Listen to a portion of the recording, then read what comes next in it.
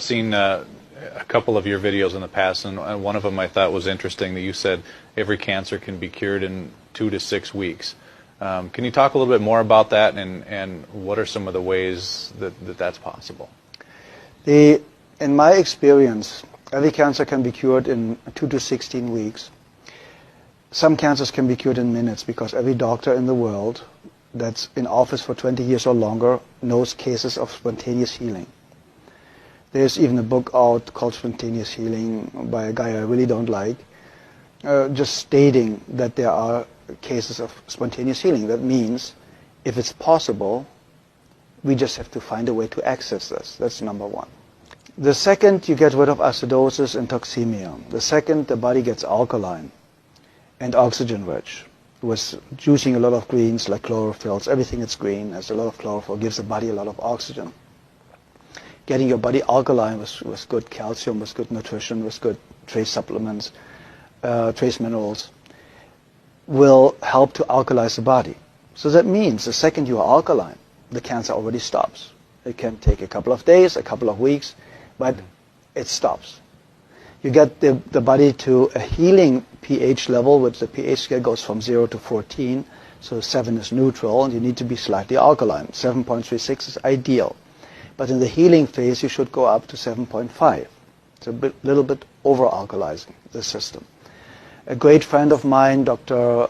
Martin in Germany, is using oxygen more step therapy, for example, where you take the blood out, get ionized oxygen, and to lead the blood back in. And you do this 12 times, and you have basically brand new blood, like a newborn baby. So you already eliminated the lack of oxygen. You see the blood coming out looks like black. They put the oxygen in, and it becomes pink. And it's like legal doping. You get it, and you feel so energized, and you're so vital. What my MDs in Europe use is vitamin C injections, intravenous vitamin C injections, 100 cc's a day. 3 times a week, that's what we used in certain cases more often. And very often, believe it or not, in my personal experience, the tumors or the cancerous growth was basically gone within a couple of days. And because vitamin C is so powerful and one of the greatest healers out there, you can fix nearly every heart problem, cardiovascular problem with vitamin C, they want to take it off the market. So it's going to become a prescription medication, and then it's synthetic and will not work anymore, like vitamin E. Vitamin E basically helps you to cure very easy and fast blood pressure problems in any way, shape, or form. That's why they made a study with artificially created vitamin E, chemical created vitamin E. Said, see, it doesn't work. No, of course not. Chemicals don't work. Nature works. If nature creates a problem, nature creates a solution. Very simple and easy. If it didn't exist 100 years ago, you don't need it today. It's very, very simple. When you want to help somebody to educate themselves, to eliminate his or her own cancer really, really fast, I would basically start instantly with a vegan diet or with a raw food diet. My friend Paul Nissan is one of the greatest raw food chefs. He has fantastic books out there about raw food, so it's accessible for a couple of bucks, how to do it. He has free videos all over his website. And I would go instantly on a raw food diet. I would go make sure, if I don't have a very rare kidney disease, to drink a gallon of water a day with half a teaspoon of sea salt in it a day, because we need salt for every body function. We need electricity. And this electricity can only be produced with enough salt, basically. So if you have a lack of salt, you have a blood pressure problem. See, and we're not supposed to have salt, though, too, especially if we have high blood pressure. That's what we're told. Okay, it's the opposite.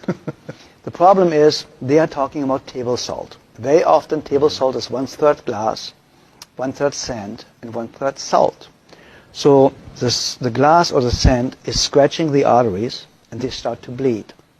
So now cholesterol goes there to stop it from, to make you survive, to stop it from bleeding, so that you don't bleed to death internally. So now they say the cholesterol all of a sudden is the cause of the high blood pressure because it narrows the blood ways. And that's completely absurd, because you die of not enough cholesterol. You do not die of too much. There are people with a cholesterol of 600, perfectly healthy, never been sick in their lifetime. So what do you do with a patient in a burn unit? You give them 20 to 25 hard-boiled eggs a day, because they know only cholesterol can rebuild brand new healthy cells really, really fast. Nearly 87% of a cell is built from cholesterol. So where does the new cell potential or foundation come from if you have a lack of cholesterol? Everybody should have at least 250 combined cholesterol.